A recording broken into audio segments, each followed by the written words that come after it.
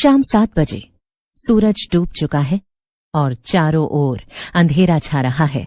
रमेश खेत पर काम शुरू करने के लिए कालू चौकीदार से मिल रहा है।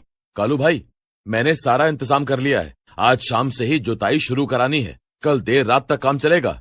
रात में? मालिक, रात में मत करवाओ। क्यों, क्या दिक्कत है? रात में काम जल्दी होता है और मजदूर भी आसानी से मिल जाते हैं। मालिक, मैं इस गांव में 40 साल से हूँ। ये खेत रात में ठीक नहीं रहता। चमेली का खेत, इसे ऐसे ही नहीं कहते। अरे फिर वही कहानी। कालू भाई, आप भी ना दादी की तरह बात कर रहे हैं। मुझे इन सब अंधविश्वासों पर विश्वास नहीं है। तभी कालू की नजर खेत की मेड़ पर पड़ती है। रमेश भी नीचे देखता है। गीली मिट्टी पर किसी नंगे पांव के बहुत बड़े बड़े निशान थे। ये किसके पांव के निशान है? कोई बड़ा जानवर? जानवर नहीं मालिक, ये उल्टे पांव के निशान है। ध्यान से देखिए, एड़ियां आगे हैं और उंगलियां पीछे। ये गांव की उस बुरी आत्मा का काम है जो रास्ते भटकाती है। ये छलावा है। हो सकता है कोई मजाक कर रहा हो कालू। नहीं मालिक, मजाक नहीं। अगर ये निशान खेत के बाहर से अंदर की तरफ जा रहे हैं तो इसका मतलब है कोई आपके खेत में रात बिता कर गया है। और अगर ये निशान अंदर से बाहर की तरफ जा रहे हैं तो इसका मतलब है वो अभी भी यहीं कहीं है। ये बाहर की तरफ जा रहे हैं। शुक्र है। लेकिन मालिक, एक बात याद रखना, अगर आपको रात में अपने घर की खिड़की पर उंगली की टॉक टॉक की आवाज सुनाई दे तो भूल कर भी खिड़की मत खोलना। वो आवाज नहीं, वो हाथ होता है। ठीक है कालू भाई, आप इन सब बातों पर ध्यान मत दो। शाम को काम शुरू होगा, बस मजदूरों को इकट्ठा कर लेना। आज अमावस्या की रात है। रात 12 बजे चांद पूरी तरह छिपा हुआ है। रमेश और सुमन अपने बिस्तर पर लेटे हैं। चारों ओर असहज चुप्पी छाई हुई है। अचानक घर के बाहर की ओर से दूर खेत की तरफ से महिलाओं के जोर जोर से रोने की आवाज सुनाई देती है। आवाज इतनी दर्द भरी थी कि सुनने वाले के रोंगटे खड़े हो जाएं। रमेश, ये क्या आवाज है? कौन रो रहा है इतनी रात को? लेकिन रोने की आवाज अब एक भयानक हंसने की आवाज में बदल गई, जैसे कोई पागलपन में ठहाका लगा रहा हो। आवाज बहुत तेज थी पर उसकी दिशा समझ नहीं आ रही थी। ये हंसी, ये इंसान की नहीं है। मुझे डर लग रहा है रमेश। चलो हम यहाँ से सुबह होते ही चले जाते हैं। तभी खिड़की पर एक धीमी पर स्पष्ट टोंक टोंक की आवाज आई। ये उंगली की टोक की आवाज थी। रमेश और सुमन दोनों एक दूसरे को घूरते हैं।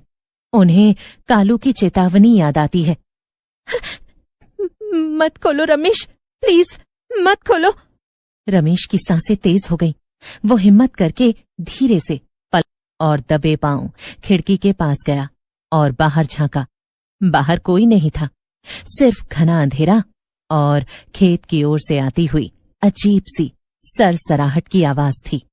जैसे ही रमेश पीछे मुड़ा तभी कमरे में अचानक भयानक ठंड महसूस हुई, जैसे किसी ने फ्रीजर का दरवाजा खोल दिया हो। ये आवाज इस बार खिड़की के अंदर से आई थी। तभी दूर खेत की मेड़ पर उन्हें एक सफेद आकृति दिखाई दी। हे भगवान, बचाओ!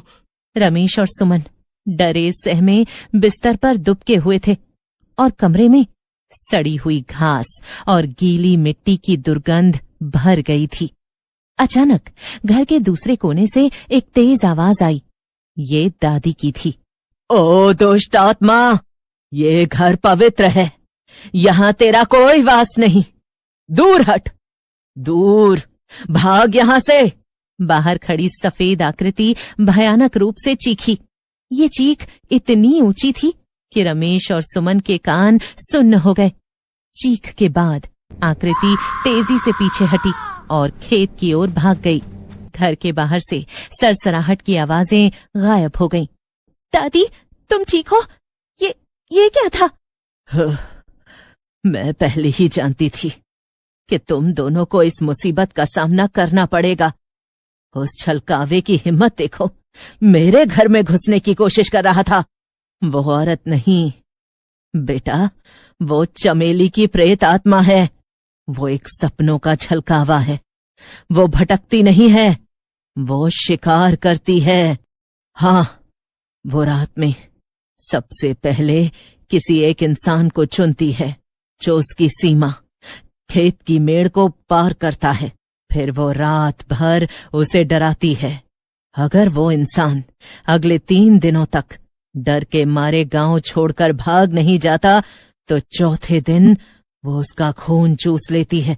और कल तुम उस खेत में गए थे। रमेश के हाथ पैर ठंडे पड़ गए। उसे कल खेत में मिले उल्टे पांव के निशान याद आ गए। पर दादी, वो यहाँ क्यों आई थी? क्योंकि रमेश को उसने चुन लिया है। गांव में एक पुरानी कहावत है, चमेली जिसे चुनती है वो या तो मरता है या हमेशा के लिए पागल हो जाता है। तो अब क्या होगा? हमें भाग जाना चाहिए?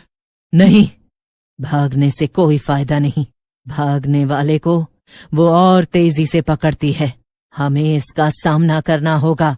चमेली को केवल एक चीज से डर लगता है, सत्य। और उसका सत्य उस बूढ़ी चुड़ैल के पास छिपा है। रमेश, सुमन और कालू दादी के निर्देश पर गांव के सबसे पुराने वीरान कुएं के पास आए हैं। दादी ने बताया था कि यहीं पर वो बूढ़ी औरत रहती है जो चमेली के भूतिया रहस्यों को जानती है।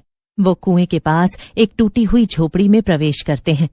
अंदर एक बहुत ही बूढ़ी दुर्बल महिला बैठी थी। उसकी आंखें पूरी तरह सफेद थीं। मैं जानती थी तुम आओगे रमेश, तुम चमेली के जाल में फंस चुके हो।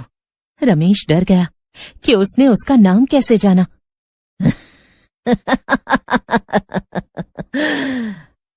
मैं समय हूं बेटा। मैंने चमेली को उसकी मौत से पहले देखा था। वो एक साधारण लड़की नहीं थी, वो प्यार की भूखी थी। प्यार की भूखी? हाँ, चमेली को एक किसान से प्यार था जिसका नाम रघु था। रघु ने उसे धोखा दिया और किसी और से शादी कर ली। अपमान और गुस्से में चमेली ने उसी खेत में फांसी लगा ली। मरते समय उसने कसम खाई कि वो किसी भी खुशहाल इंसान को वहां चैन से नहीं रहने देगी, खासकर नए किसानों को। तो वो केवल बदला लेने के लिए भटक रही है? नहीं बेटा, वो अब बदला नहीं ले रही, वो शक्ति चाहती है। जब वो किसी को मारती है तो उसकी आत्मा की शक्ति चमेली की शक्ति को और बढ़ा देती है। अगर तुम बच गए तो वो और मजबूत हो जाएगी।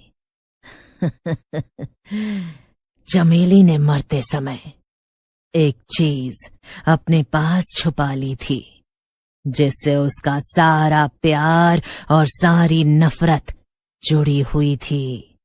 वो चीज थी एक तांबे का सिक्का। उसने उसे उसी खेत के सबसे पुराने पीपल के पेड़ की जड़ों में गाड़ दिया था। जब तक वो सिक्का बाहर नहीं निकलेगा, उसकी आत्मा को मुक्ति नहीं मिलेगी। तुम्हें आज रात उस पीपल के पेड़ के नीचे जाकर वो सिक्का खोजना होगा, लेकिन ध्यान रखना, वो तुम्हें रोकने की हर कोशिश करेगी। जैसे ही वो पीपल के पेड़ के पास पहुंचे और जमीन खोदना शुरू किया, उन्हें हवा में एक अजीब सी मीठी खुशबू महसूस हुई। चारों ओर से रोने और फुसफुसाने की आवाजें आने लगी। तुम क्यों खोद रहे हो मेरी जमीन को? तुम मेरे प्यार के धोखे की निशानी चुरा रहे हो? हाँ? कालू ने जमीन से एक छोटा गोल तांबे का सिक्का निकाला। सिक्का सदियों पुराना लग रहा था। रमेश ने सिक्का लिया और तेजी से पास में बने एक छोटे से जलकुंड, गांव वालों द्वारा बनाया गया एक पवित्र स्थान था, वो उसकी तरफ भागा। उसने पूरे जोर से वो तांबे का सिक्का पानी में फेंक दिया। खेत में तूफान तुरंत थम गया। आवाजें गायब हो गईं। अगले दिन सुबह 6 बजे रमेश और सुमन गहरी नींद के बाद उठे। उन्हें अब कमरे में कोई ठंडक या सड़ी हुई गंध महसूस नहीं हुई। रात बीत गई बेटा, छलकावा चला गया।